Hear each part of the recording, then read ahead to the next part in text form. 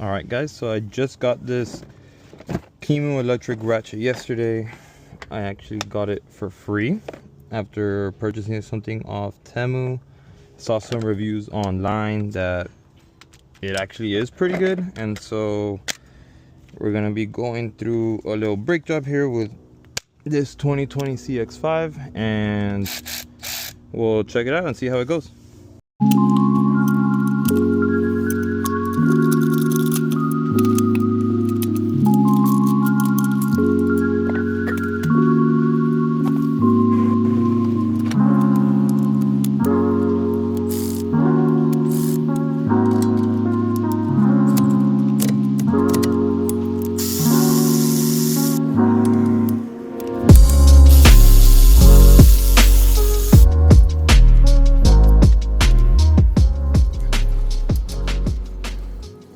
Alright, so I already kind of broke these loose with a small breaker bar. I don't know if I should be really removing all the torque with this itself, especially for something that's like, I think, a lot bigger than just these 14s, but once broken loose, it definitely is a lot easier to use this.